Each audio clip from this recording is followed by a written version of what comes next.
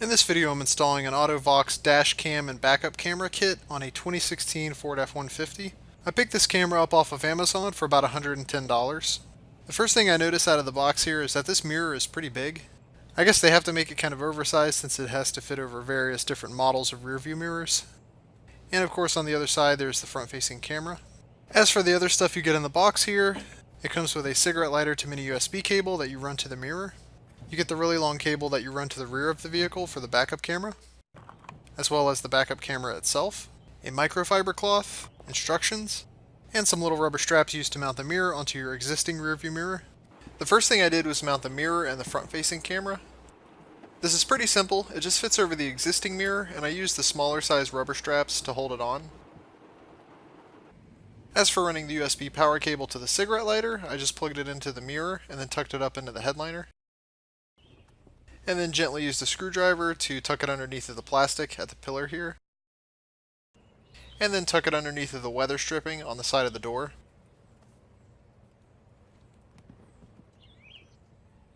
And finally I just routed the cable underneath of the floor mats up to the cigarette lighter. So that completes the dash cam portion of the install. As for the video cable for the backup camera, I ran it along the passenger side as well. This way if it ever came loose and fell out of the headliner, it wouldn't be a distraction while driving. The way I got the cabling from the cab to the back of the truck is by popping off this plastic floor panel here. There's a couple little hooks that help hold the carpet in place, so you just have to undo those. And maybe give a tug so you have a little bit of slack to work with. At this point you'll be able to see the rubber grommet under the carpet. It just fits into the grooves in the metal so you can remove it by hand. And this gives us the hole that we can use to run the video cable from the cab to the back of the truck. So I went ahead and fed the side of the cable that plugs into the dash cam through the grommet hole, and then pulled some slack out from under the carpet. I found it helped to pull out a little extra slack so that you know you have enough to route it up to the dash cam. And any leftover cable can just be pulled back through the grommet hole, so it's not really a big deal. As for the rubber grommet, I cut a small slit for the cable to fit through, and then fed the video cable through the hole I just made.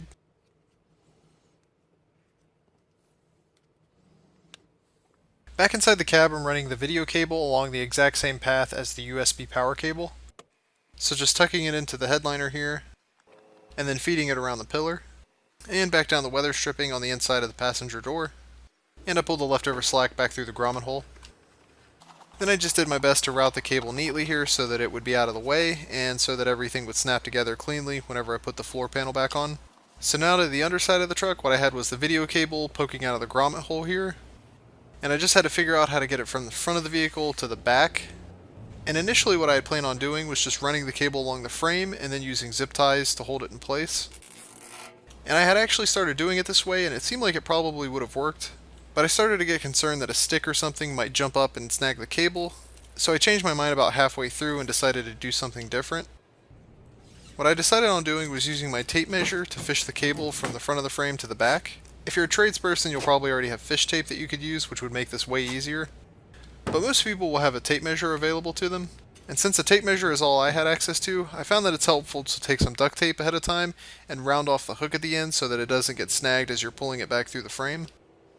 So back under the truck, I'm taking the cable from the grommet into this first hole in the front, and then running it down the inside of the frame to the back.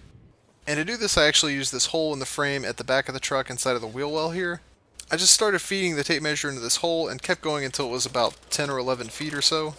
It did get snagged a few times, but if you're patient and keep working with it, it'll eventually get there.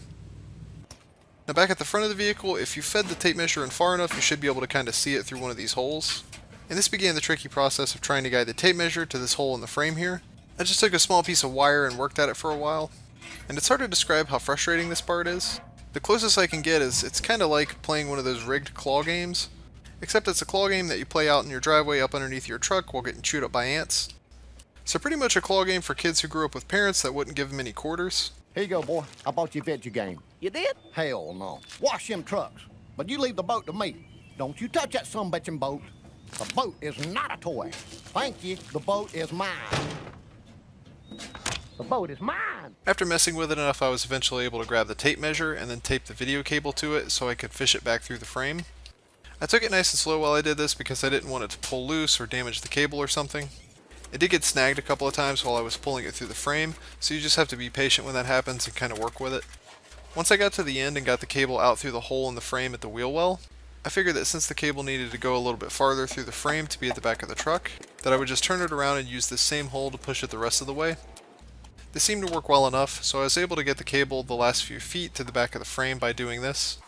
Then I just ripped the duct tape off to disconnect the tape measure from the video cable, and left it hanging in a place where I could get back to it easily. The next step involves opening up the tail light. To do that, you just put the tailgate down and then remove these two screws. And then you slide the tail light back to remove it. And just be kind of careful when you do this step because it has some tabs that you don't want to break.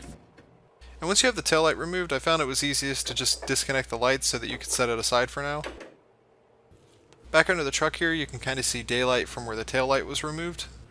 So we just want to take the red and black power cables here and fish them up to where the tail light is. And then just leave those hanging for now. At this point I decided to remove my license plate and go ahead and mount the rear view camera. There's nothing too complicated here, it just sits on top of your license plate and is held in place by the screws. So I just tightened the screws down and then fed the cable from the camera into this hole that's underneath of the tailgate. Now back underneath of the truck again, you need to get the cable from the camera over closer to the brake light so you can plug it in. So I resorted to the previous tape measure chicanery to get that done. You think this is bad? This chicanery? He's done worse.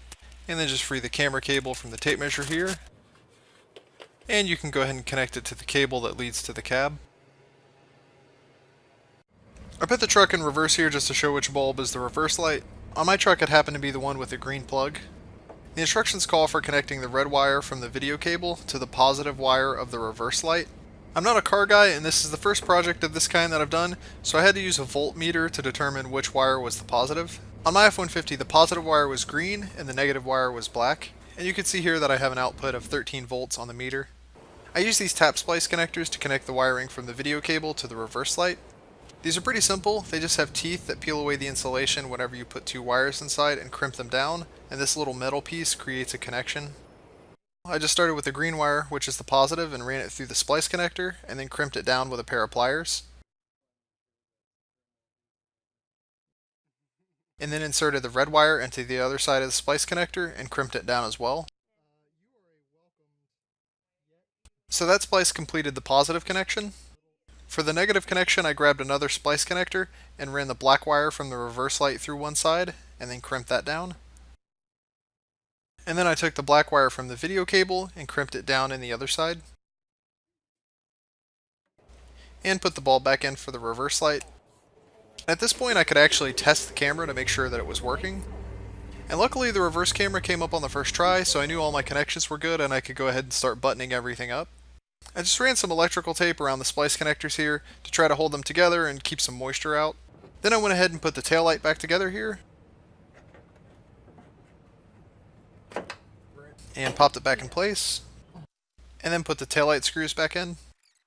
Back up under the truck I took some more electrical tape and ran it around where the video cable connects to the backup camera. As for the spare cabling, I used some electrical tape to bundle it all up and then tucked it away in this spot up behind the bumper. Then I used a couple of zip ties just to hold everything in place. And one more just to beautify things. And last thing, I put the floor panel back in place. So that completes the install. There are a few remaining things I'm considering doing, like putting some sealant on the grommet to help keep water out. And also figuring out a way to add some durability to this video cable here, since it sits right behind this tire and it seems like a lot of dust and stuff gets kicked up on it. Now on to the fun part. The dashcam actually produces relatively good quality video. The clarity is pretty good and it seems like it does a decent job of making out street names and license plate numbers. The nighttime footage also seems to be pretty decent. And lastly, onto the backup camera. I have the mirror configured so that the screen stays turned off until the vehicle is put in reverse and then the footage from the backup camera pops up. The backup camera feature was actually the main reason I bought this, and I'm pretty happy with how it turned out. The camera lens seems to have a pretty wide angle so you can see a lot with it.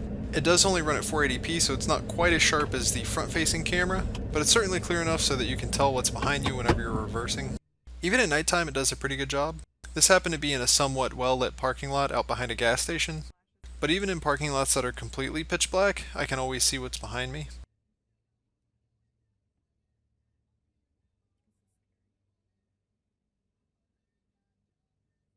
And last thing, it's a little bit beyond the scope of this video, but the camera has a whole bunch of settings and customizations that you can use to make it behave how you want it to. And just like most dash cams, it has a feature where you can play back recent video clips directly on the screen, should the need ever arise. So that's it for this video. Hope this information was useful. If you have an F-150 and you're in the market for a dash cam backup camera kit, comment, like, and subscribe, and thanks for viewing.